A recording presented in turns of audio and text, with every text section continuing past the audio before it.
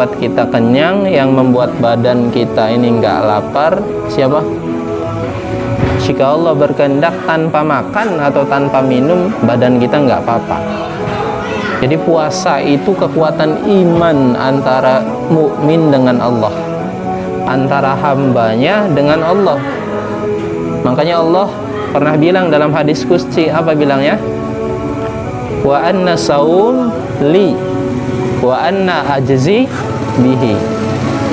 Sungguhnya puasa itu adalah untukku semuanya, dan saya yang akan langsung membalasnya, bukan malaikat lagi. As'alu ahla dzikri in kuntum la ta'lamun. Ya ayyuha, wahai orang-orang yang amanu, beriman, kutiba, dituliskan atau diwajibkan, alaikum, bagi kalian, as-siyam, puasa. Boleh juga saum, boleh juga siam. Soma yasumu sauman, soma yasumu siam, puasa. Kama, sebagaimana, kutiba alal ladina, telah dituliskan atau diwajibkan, min qablikum, terhadap orang-orang sebelum kalian, la'allakum tattaqun, agar kalian bertakwa. Maksud ayat ini puasa Ramadan. Wahai orang yang beriman, telah wajib bagi kalian puasa Ramadan, sebagaimana orang-orang terdahulu telah diwajibkan.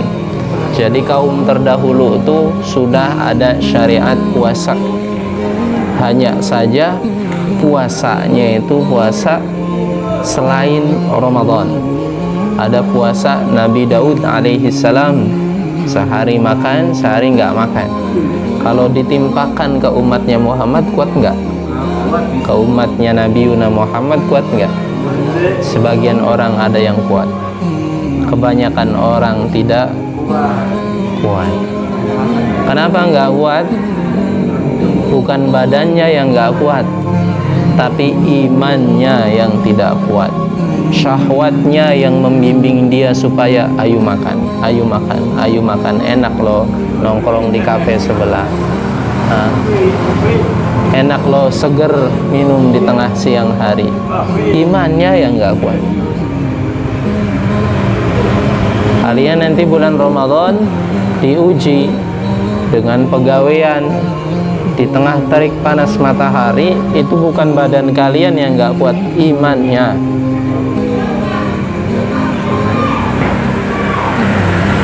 Dalam kisah itu ya, nggak tahu benar atau tidak, Sunan Kalijaga tuh nggak makan 40 hari, diem duduk. Kuat nggak? Kuat. Tapi Allah alam, ini kisahnya benar atau tidak. Tapi kalau dalam syariat agama Islam, yang membuat kita kenyang, yang membuat badan kita ini nggak lapar, siapa? Jika Allah berkehendak tanpa makan atau tanpa minum, badan kita nggak apa-apa. Jadi puasa itu kekuatan iman antara mukmin dengan Allah, antara hambanya dengan Allah. Makanya Allah pernah bilang dalam hadis qudsi, apa bilangnya? Wa anna saum li wa anna ajzi bihi. Sungguhnya puasa itu adalah untukku semuanya, dan saya yang akan langsung membalasnya, bukan malaikat lagi. Khusus untuk ibadah puasa itu untuk Allah semua, nggak ada embel-embel yang lain, Allah semua. Itu ibadah puasa. Makanya yang perlu dikuatkan dalam ibadah puasa sebenarnya bukan jasmaninya, bukan, tapi imannya, karena langsung hubungannya dengan Allah. Ya. Jadi kalau Allah berkehendak tanpa makan, tanpa minum, badan kita nggak apa-apa. Bahkan bukan hanya sehari 2 hari, 300 tahun nggak makan, nggak minum, nggak apa-apa. Siapa yang 300 tahun? Ashabul Kahfi. Tidur ya. 300 tahun badannya tetap sehat, seger. Masa Ang Didi? Enggak. Jadi puasa itu ibadah antara hamba dengan Allah saja, nggak ada yang lain. Makanya yang perlu dikuatkan itu sebenarnya imannya. Jadi sebelum datang bulan puasa itu imannya dikuatkan, ya. Saya puasa karena Allah. Kerja atau enggak kerja, sibuk atau enggak sibuk, dipanasi atau diademi, saya tetap puasa. Jangankan sehari, 2 hari kerja terus, gak dikasih makan, masih hidup kalian. Tenang. Wa idza jaa ajaluhum la yastakhiruna sa'atan wa la yastaqdimun. Jangan khawatir, jangan takut. Kalau demi ketaatan pada Allah, hilangkan rasa kekhawatiran badan kita terjadi apa-apa enggak. Gimana nih kalau saya puasa? Khawatir nanti perutnya sakit, kosong. Hah? Kalau untuk ketaatan pada Allah, hilangkan itu semua. Niat puasa karena Allah. Allah yang menyembuhkan, Allah yang membuat kita kuat. Nah, jadi yang pertama kali yang perlu dikuatkan ketika datang bulan Ramadan, iman. Kuatkan iman dalam diri, salurkan iman yang ada dalam diri itu kepada keluarga kita, kepada istri kita. Hari ini datang bulan Ramadan, maka khusus 1 bulan dalam setahun itu untuk Allah. Allah cuma minta 1 bulan kita fokus. Setelah itu normal seperti biasa. Maka dalam 1 bulan itu kita fokus untuk Allah. Siang puasa, malam taraweh, dilanjut tadarus, sahur, siang lagi puasa. Udin meskipun kesana kemari mencari karunia Allah dengan gerobaknya, ya, kau saja nyolong, ya. Iya, tetap jalankan puasa, siap. Jalankan sholat, siap. Sholat juga, ya. Ayyaman ma'dudat, hari-hari yang telah ditentukan, yakni bulan Ramadan. Faman kana minkum, maka barang siapa di antara kalian maridhan, sakit, aw ala safar, atau sedang berpergian, fa'iddatu min ayyamin ukhar, boleh dia enggak berpuasa di bulan Ramadan tapi diganti di hari yang lain. Tiba bulan Ramadan, qadarullah kalian sakit, tapi bukan sakit hati, sakit badannya, meriang, bukan merindukan kasih sayang.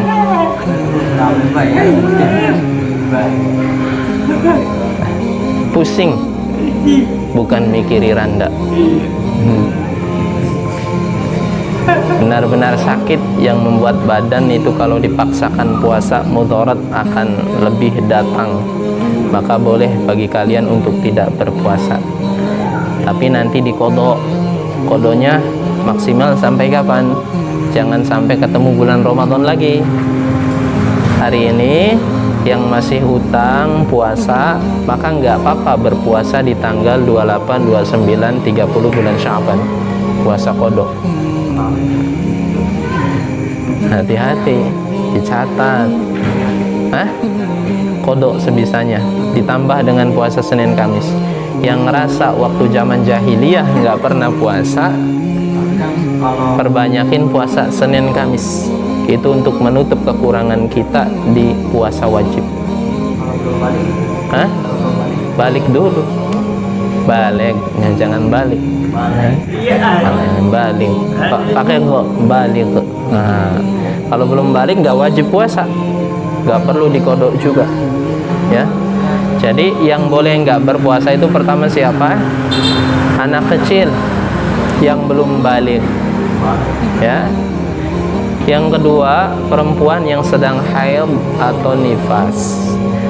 Yang ketiga, yang lagi sakit, dikodok di hari yang lain. Yang haid dan nifas juga dikodok di hari yang lain. Yang selanjutnya, orang yang sudah tua, nggak mungkin untuk berpuasa, maka nggak wajib kodok, tapi dia wajib bayar fidyah, ya.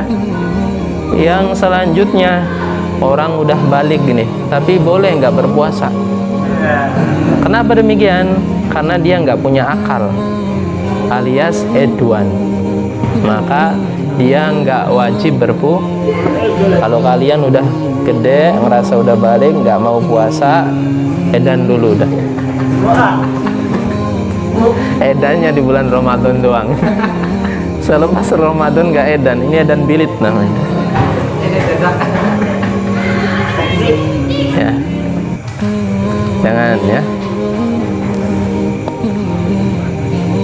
Yang lagi sakit boleh, atau juga lagi berpergian, minimal jarak seperti jarak boleh menjamak sholat 80 sampai 90 km minimal. Perjalanan bukan untuk maksiat. Perjalanan bukan untuk perkara-perkara yang dimurkai oleh Allah, perkara-perkara yang makruh, nggak boleh juga. Seperti apa?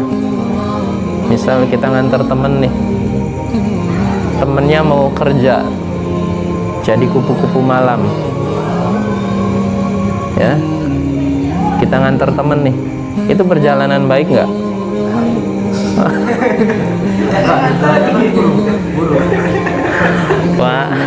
Wala ta'awanu 'alal itsmi wal 'udwan. Jangan saling tolong menolong dalam keburukan dan dosa. Haram hukumnya. Man dalla 'alal haram fahuwa haram. Barang siapa yang menunjukkan suatu keharaman, maka hukumnya haram. Hukum menemani teman dalam perjalanan itu mahbub sunnah. Tapi ketika perjalanan itu untuk maksiat jadi haram. Hukum pulpen untuk belajar itu wajib. Karena mandala alal wajib wajib. Apa saja yang menunjukkan suatu kewajiban wajib. Tapi pulpen disogokkan ke matanya Udin jadi haram. Jadi hukum benda itu tergantung dipakai buat apa. Itu hukum benda. Al-aslu fil asya'i mubah. Hukum asal segala sesuatu itu boleh. Jadi hukum benda itu awalnya boleh. Nanti tergantung benda itu untuk apa. Kupluk ini sunnah ketika kalian pakai. Tetapi ketika kupluk ini dipakai buat gaplek semalaman, main judi semalaman, maka ikut jadi haram, menjadi saksi di hadapan Allah. Ya Allah, kupluk ini enggak dipakai buat sholat, tapi dipakai buat gaplek, main judi, melekan enggak jelas. Aja nggo kelambi, aja nggo celana, wis udan. Naudzubillah, lebih parah lagi. Ya? Malam aku dia. Hah?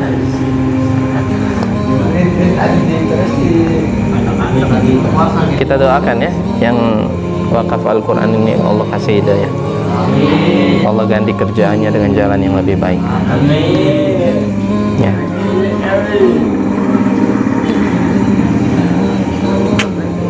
Hah?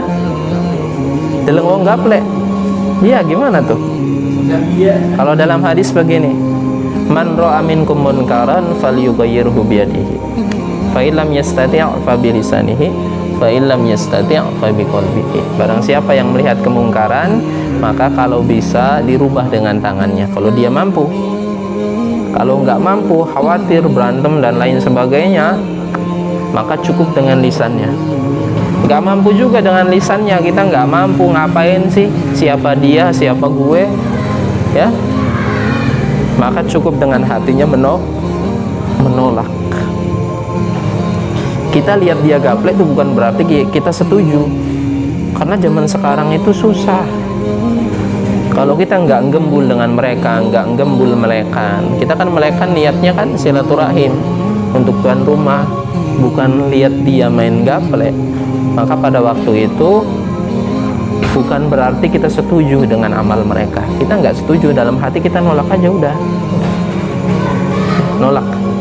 Makanya perhatikan kalau ada teman kita lagi enak main gaplek, kitanya di samping di situ, kemudian teman kita minta tolong, penekakan kopi gambaran enak main gaplek, jangan mau. Karena itu berarti kita menolong. Jauh-jauh aja udah. Susah ya jadi orang taat.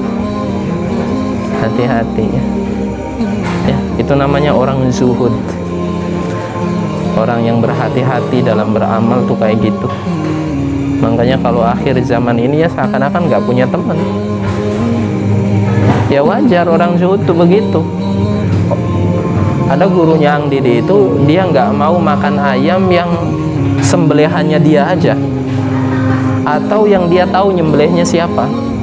Makanya dia nggak pernah makan ayam di jalan-jalan, karena khawatir ayamnya itu disembelih oleh orang yang nggak jelas, pakai bismillah atau enggak. Ini kayaknya Ang Didi ada yang seperti itu. Itu namanya zuhud, berhati-hati. Itu bagus dalam agama, tapi susahnya minta ampun.